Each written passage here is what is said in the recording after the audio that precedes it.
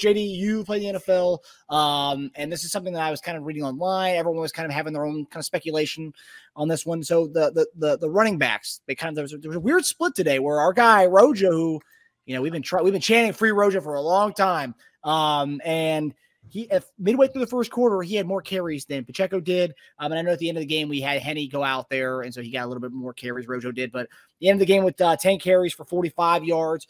In contrast, Pacheco had 8 carries for 64 yards. Both had touchdowns.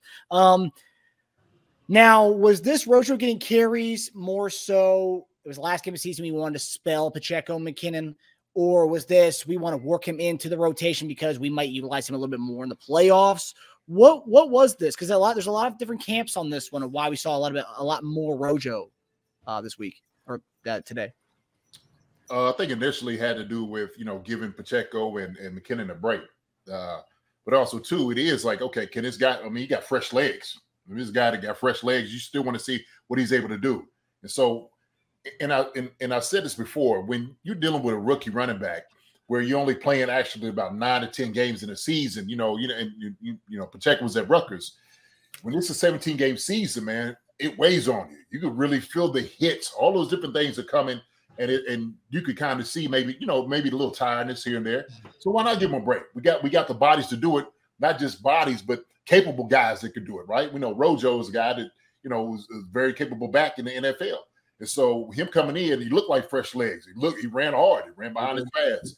And so the thing was, he still gives you that element about playing, running hard, running fast. And it's just, you need a guy like that, especially if you think something happens to Pacheco, he slows down McKinnon, may have nicks and bruises and stuff like that. RoJo's a guy that you can utilize, let him come in. You're not going to skip a beat on anything as far as, maybe catching the football. As far as pass blocking, I think he's still capable. I'm sure he can still do it if he needs to, just make some cuts, whatever he needs to do.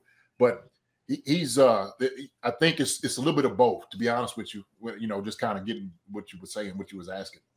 Yeah, I agree. I think it's a little bit of both. And I think it's actually genius of what Andy Reid did tonight because, yes, you saw last week against the Broncos, Pacheco, there was something bothering him. I don't know what it was, but he kind of walked off the sidelines like, and usually he just pops right up, no big deal. Yeah. So you knew it had to have been something, and I think the Chiefs were paying attention and being cautious because at the end of the day, he is their running back one. I know McKinnon is setting records out here with receiving touchdowns, but he's not really a bell cow in any way of running the ball between the tackles. That's Pacheco's job.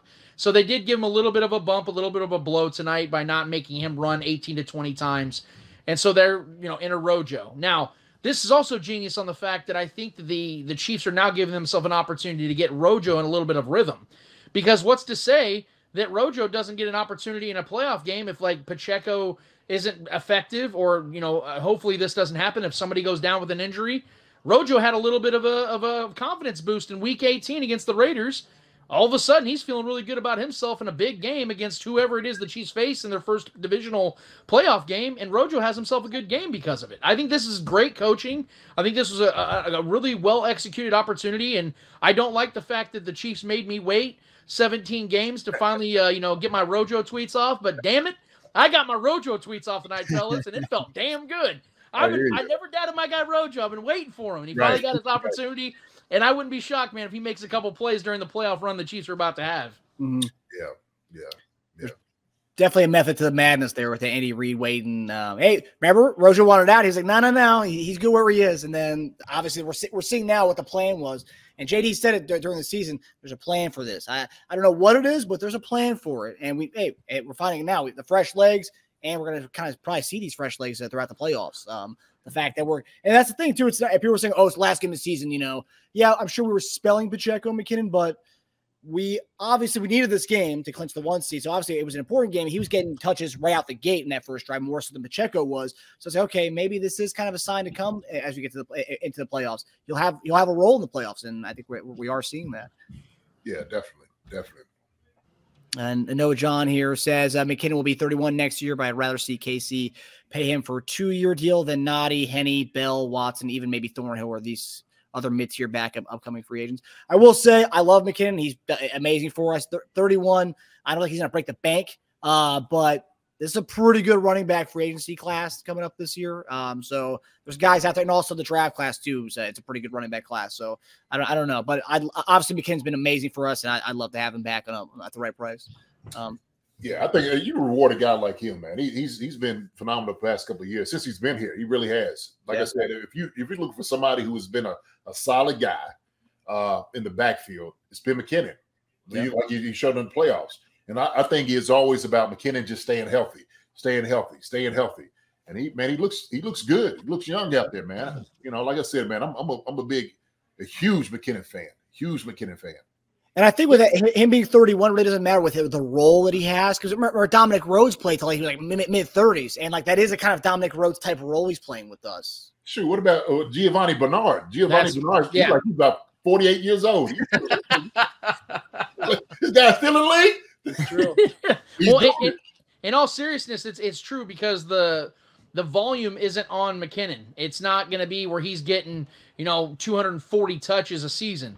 He's getting it sprinkled. He's just insanely efficient.